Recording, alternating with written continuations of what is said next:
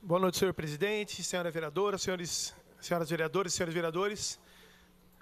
Introdução bem rápida, né? Porque 15 minutos vai ser pouco. Então, em respeito às pessoas que pediram, vamos começar pela imagem 1, Soninha. Bem-vindo a todos vocês presentes nessa casa.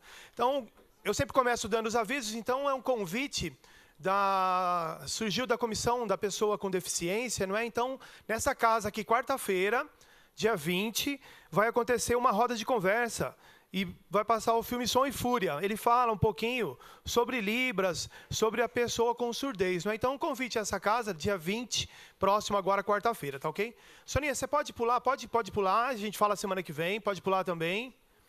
O vídeo não precisa. Isso.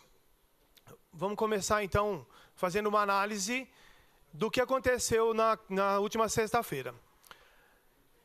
Em conversa com a população, eu pelo menos tentei utilizar uma maneira mais didática para a gente tentar entender um pouquinho do que está acontecendo, não é? Então, pode até voltar um pouquinho, Soninha, daí conforme eu vou te falando, daí você me ajuda, são vários, né? Obrigado. Então, o que eu queria lembrar? Quando a gente fala de solução de problema, existe um método chamado método de análise e solução de problema, é o MASP. E dentro do MASP existem diversas formas de você buscar a causa de um problema. Um deles é chamado 8 disciplinas. Quem trabalha aí com 8 peças, com autopeças, com montadoras, conhece bem. O que são 8 disciplinas? Através de 8 Ds, a gente consegue entender e solucionar o problema. Porque qual que é a minha preocupação? Quando a gente não resolve de fato a causa do problema, a gente vai vivendo o que a gente está sentindo agora, não é?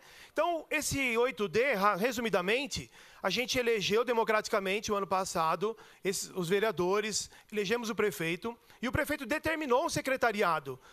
Essa equipe do prefeito, ela precisa solucionar os problemas. Agora, pode passar para outra imagem. Então, eu quero entender um pouquinho, fiz um resumo das declarações. Quando o senhor prefeito, ele diz que Vinhedo deixou de arrecadar 180 milhões, depois eu vou passar na internet e fica facinho, mas olhando o gráfico ali dá para entender, lá desde 2013, sobe um pouco a arrecadação em 2014, aí de fato 2015 a gente teve uma perda, cerca de 30 milhões, o vereador PC até falou. Mas olha 2016, sobe para 392 milhões de arrecadação. Então a gente precisa entender aonde que é essa perda dos 180 milhões. A gente quer saber também. Dados de 2017. E para não ter dúvida, podia ter pego várias fontes ali. Eu peguei a fonte do Tesouro Nacional, junto com o IBGE e com o próprio site da Prefeitura. A previsão para 2017 é uma arrecadação de 397 milhões, arredondando 398 milhões. Quando a gente estava ano passado, durante a eleição, a gente ouviu muito esse número, 400 milhões, 410 milhões, não é? Então, realmente teve uma queda, mas isso não justifica essa maneira com que a prefeitura vem atuando. Então, porque muitas vezes a gente fala aqui, eu pessoalmente tenho falado desde a minha primeira sessão, ou a gente faz uma gestão melhor, ou o prefeito decide melhor como ele vai gerenciar a nossa cidade, ou está no caos que está aqui agora. Quem ficou aqui no final da sessão passada, nós conversamos, e não tem como não dizer, eu fui embora arrasado, e não é demagogia não, porque as pessoas me conhecem, mas quando uma mãe vem na tribuna, ou vem na sessão, e chora, porque o filho não está recebendo remédio, porque ela não está recebendo vale alimentação, e aí alguém vem me cobrar porque eu estou falando verdade, abre aspas então, se alguém não concorda com o que a gente está falando, declaração em 2015, a mesma administração, certo? Eles já sabiam disso. Do senhor ministro da Transparência, Torquato Lorena Jardim. Abre aspas. É um prefeito que não foi educado para a função de gerente, de gestor de recursos públicos. É um secretário da Fazenda inexistente, porque não há como nomear alguém. Eu diria que mais do que mantê-la, mais do que o crime, é um grande desafio educar um prefeito. Educar um gestor de recursos públicos para que ele conheça e saiba como usar a lei. E olha o que está acontecendo na nossa cidade. A minha preocupação, e quem estava aqui viu, eu falei isso com todas as letras, segunda passada. Se o senhor prefeito acordar na terça-feira e falar assim, vou resolver os nossos problemas, vou mandar embora todos os secretários. Sabe a minha preocupação? Que não vai resolver o problema. Infelizmente, a gente está colhendo o que eles plantaram. A consequência, pode passar outro gráfico. A consequência é a falta de credibilidade. E aqui eu estou no meu papel de fiscalizar, não é? Ali também está pequenininho o número, na internet dá para ver bem. Prefeitura, o primeiro gráfico de barra à esquerda. 71 cargos comissionados.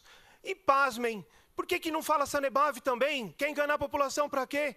É maior o número de comissionados. Tem o secretário da Sanebave também. Por que não fala a verdade para a população? Coloca o outro gráfico. E aqui eu ia ser totalmente injusto, ia ser incoerente, se eu não desse os parabéns para essa tentativa. Mas, como bom gato escaldado tem medo de água fria, não pode aceitar 30% ser só 22% fala a verdade. Aquele método que eu falei de solucionar problemas, ele só funciona, as 8 disciplinas, se você aceita o seu problema.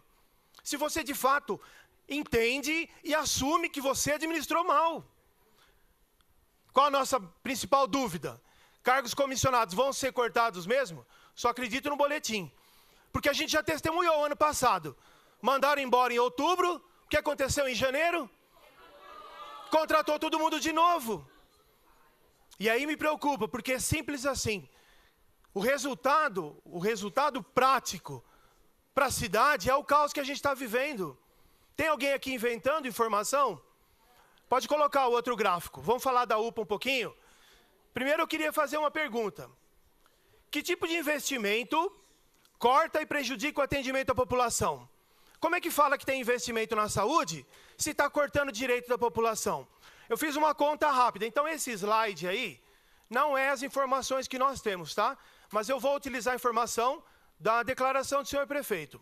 Então se a gente pensar nos 7 mil atendentes, pacientes do mês, sabemos que é mais, não é? Mas vamos usar essa informação que é o que está no site ali. 233 atendimentos por dia, 9,7 atendimentos por hora. Eu fui fazer uma pesquisa rápida e rapidamente, e aí se eu tiver errado vocês me corrijam, os especialistas aí, né, na UPA, no PA. Primeiro que tem que ter uma clareza muito grande quando a prefeitura está usando tudo o mesmo termo. Urgência, emergência, está sendo tudo tratado como se fosse a mesma coisa, não é? Qual que é a estrutura que a Santa Casa tem para atendimento de emergência? Qual é a estrutura que a gente vai vivenciar depois das 19 horas, das 7 da noite, às 19, se de fato precisar de um atendimento? Aí faz a conta ali, ó. 80 por noite, foi a declaração da prefeitura, não é? Que o PA, em média, ali junto com a UPA, 80 por noite. Na declaração ele está dizendo que é os dois juntos. 6,7 pacientes por hora. Então, uma conta rápida, usando informação da própria prefeitura. É justo? É significativo uma queda de demanda noturno? Óbvio que não. De 9,7 para 6,7, aonde que você economiza? Você prejudica a população mais carente, você prejudica a população mais pobre e, pasmem, você não cumpre a legislação. Abre aspas aqui. Portaria 1820, 13 de agosto de 2009. Dispõe sobre os direitos e deveres dos usuários da saúde. Como outros vereadores já falaram aqui do UPA, eu vou falar da saúde em geral, não é? Que ela abrange necessariamente esse contexto. Então, aqui para eu aproveitar o tempo, o artigo 3º. Toda pessoa tem direito ao tratamento adequado, no tempo certo, para resolver o seu problema de saúde. Fecha aspas. Como é que vai ser no tempo certo se precisar se deslocar de uma extremidade da cidade até a Santa Casa? Como é que a gente pode julgar que a população vai ter que fazer das tripas coração para trazer o seu filho no médico? Isso é um descaso com a população, isso é um descaso com nós vereadores. Porque aqui eu fiquei feliz também, é quase que unânime. Os vereadores não concordam com o que está acontecendo. E aí eu falo por mim, a todo momento a gente precisa explicar uma incompetência do Poder Executivo. Ah, tem dúvida ainda? Ele continua. Abre aspas, da portaria 1820. É direito da pessoa ter atendimento adequado, com qualidade, no tempo certo e com garantia de continuidade no tratamento. Como é que vai ter atendimento adequado? O que a gente está enxergando, ou o que eu tenho visto, é uma constante falta de respeito com os funcionários, está muito claro, com a população e, mais ainda, com o próprio Poder Executivo. A sensação que nós temos é que vai chutando, né? Ah, vai jogando lá. Se eles aceitarem, vai jogando. A gente conversou semana passada, não tem uniforme para o pessoal da emergência trabalhar, não é isso? E a gente acha normal. Não tem luvas para trabalhar. Não tem macacão para trabalhar. E aí, muitas vezes, me preocupa essa onda, ou essa volta dessa tentativa coronelística, porque não é coronel nem nada. Para a gente terminar, eu vou ser mais rápido um pouquinho, até aproveitando, né, falando de assuntos diferentes. Pode colocar, por favor, Soninha? Farmácia. Como é que toma uma decisão de fechar a farmácia sem falar com a população? Então, eu tentei fazer o mais didático possível. Ali, o mapa de Vinhedo, a região central, cada pontinho verde ali, localizado até sexta-feira, às 17 horas, não é? As farmácias municipais. Então, sempre uma atenção, que ali na Castelo Branco são duas, né? A farmácia central e a farmácia dos medicamentos de alto custo. Então, se a gente olhar, não é o melhor dos mundos, mas é o que vinha funcionando, não é? Então, eram 7 pontos de atendimento para retirada de remédios. Coloca outra imagem para a gente tentar visualizar. Rapidamente, a gente enxerga que cada bolota vermelha ali é um povo prejudicado. E aí vem falar para mim que está fazendo investimento em saúde. Vem falar para mim que está pensando na população. A gente não pode mais zombar da população vinhedense. Eu fico feliz pelo comparecimento. Não é? A gente vem vivendo uma política diferente, não é? Então, essa política diferente é a política social, mas mais do que a política social, é necessário que cada um de nós busque o seu melhor, não é? E para terminar a minha fala, para ficar dentro do meu tempo preparado, no começo do ano... Uma parte, senhor vereador? Você me dá uma parte, Claro. Sandro? Eu gostaria de informar o público presente para não ir embora, para ficar, que a gente vai conversar com vocês, tá? E eu quero agradecer também a Record por estar presente aqui, cobrindo o nosso manifesto, né, quanto prefeito, tá? Obrigado.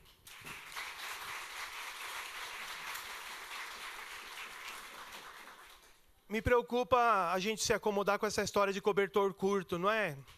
Essa sensação ou esse sentimento da gente, a todo momento, achar que está tudo normal. Ah, está em crise mesmo, né? Ah, está tão difícil mesmo. A gente não pode aceitar a perda de direitos. Então, no começo do ano, logo na primeira semana, a gente não tinha nem tido nenhuma sessão ordinária, não é?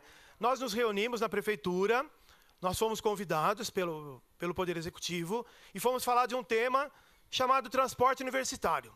Não é um exemplo e uma lição aprendida para cada um de nós aqui essa noite. Quando a gente ouviu a primeira vez a questão do transporte universitário, nós fomos quase que pegos numa armadilha. Porque nós ouvimos uma declaração e quando fizemos o convite para virmos a essa casa, aí a gente escutou a seguinte resposta: não, lá na Câmara é bom que os vereadores falem para a população, porque aí vocês conversam. A gente chegou e tinha uma população da mesma maneira que vocês estão reunidos aqui. Primeira frase da conversa era: não terá transporte universitário. E aí não foi por causa dos vereadores, não. Nós tivemos a nossa parte também, óbvio. Mas porque a população se organizou, os jovens se organizaram e eles conseguiram o transporte universitário para esse ano. Me preocupa agora, dentro dessa... Pode colocar, Soninha, o último slide? Dentro dessa declaração, a gente esquecer da Lei 3.270. Essa lei diz o quê? Promulgada pelo senhor prefeito, na época, Milton Serafim. E só para a gente não esquecer de dar a informação, vou ler aqui todas as letras. Secretário da Educação, senhor Jaime César da Cruz. Fica o Poder Executivo autorizado a conceder mensalmente auxílio ao transporte aos estudantes. Artigo 1º. Para dar tempo de eu falar, artigo 2º. Fornecimento do transporte pela prefeitura abrangerá os municípios com distância 100 metros. Já sabemos, né? 100 quilômetros, desculpa. E o último artigo que eu queria lembrar: para arcar com as despesas com o transporte escolar decorrente da execução desta lei, fica ao chefe do Executivo autorizado a efetuar os ajustes necessários no plano plurianual da lei de diretrizes orçamentárias. Então, me preocupa o seguinte: se alguém tem dúvida ainda, o prefeito é eleito para tomar as decisões democraticamente. Eu ainda sou a favor da conversa. Mas eu acredito que a gente já tentou todos os níveis de conversa. A única conversa que eles aceitam é o marketing, é a propaganda. Então, eu queria, de fato, que essa gestão repensasse o que eles têm tomado de decisão, porque o único prejudicado, além dos funcionários públicos, é a própria população. Então, me preocupa muito, eu queria que a gente, de fato, para encerrar minha fala, fizesse o algo a mais. E o algo mais é sair da nossa casa e não ficar parado. Uma boa noite a todos.